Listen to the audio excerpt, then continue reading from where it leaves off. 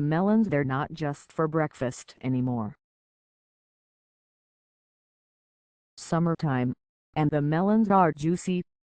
There are at least 25 kinds of melons in this world, from Bayland to winter melons, from canary to Crenshaw, from Apollo to Santa Claus. But in this country, when we talk about melons, something we do not do often enough, to my way of thinking, we talk about the big three: cantaloupe, honeydew and watermelon.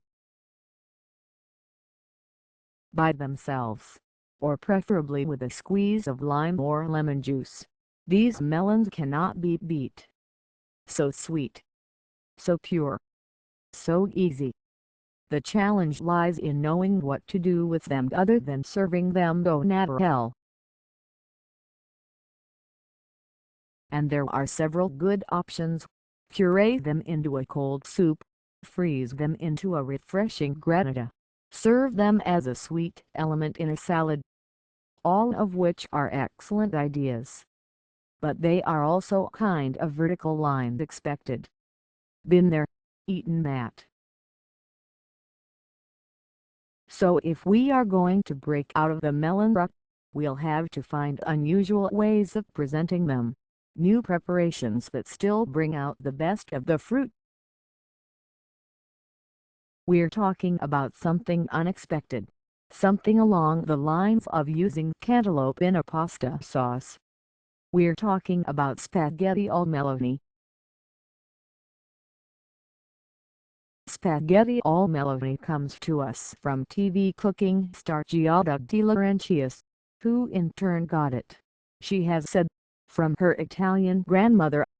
It mixes the expected, spaghetti and parmesan, with a couple of unexpected ingredients: cantaloupe and whiskey. Tying it all together is a cream sauce made from heavy whipping cream and butter. You could argue that anything would taste great when covered with enough heavy cream and butter, and you might be right. But spaghetti al melone stands on its own as an exceptional dish because of the way the cantaloupe works with the cream sauce.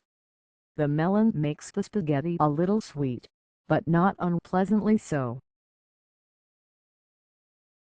Rather, it seems like a natural enhancer of the cream sauce, giving it body and an intriguingly unexpected note.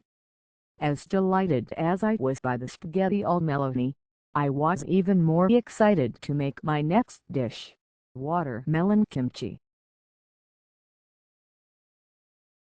Kimchi is that usually spicy Korean side dish made from cabbage or other vegetables. And, as it turns out, not just vegetables. You can use the rind of a watermelon to make it, too. It is extraordinary. The watermelon rind, bland but crisp and refreshing, makes the perfect foil for the very spicy, but lightly sweet sauce that is common to most types of kimchi. This distinctive flavor, and its fiery color, comes from the liberal use of crushed Korean red pepper, which is also called gochugaru. I found it at an international food store unexpectedly. The brand I used was made in China. For the true kimchi taste, be sure to use this pepper.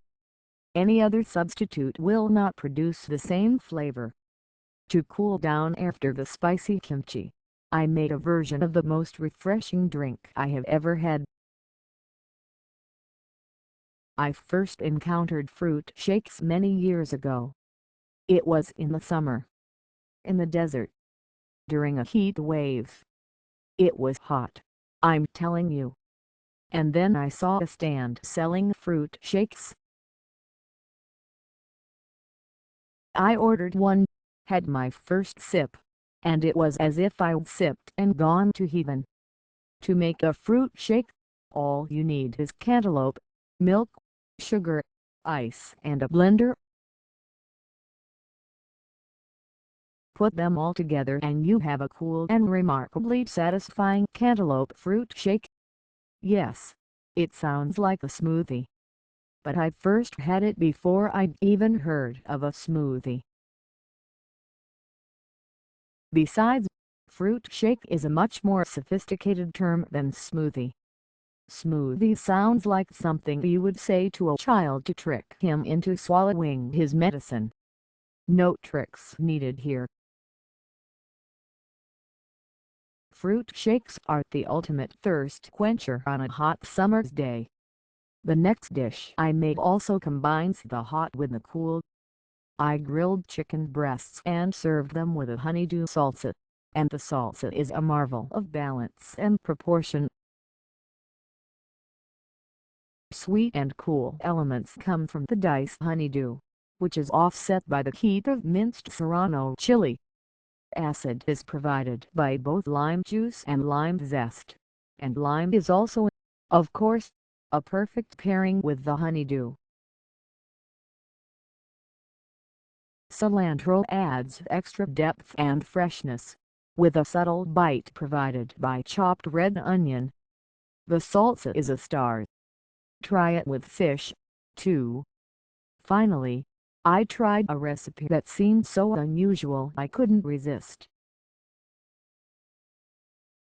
You start out with a basic beef stir-fry. This one uses sugar snap peas in place of the more common pea pods.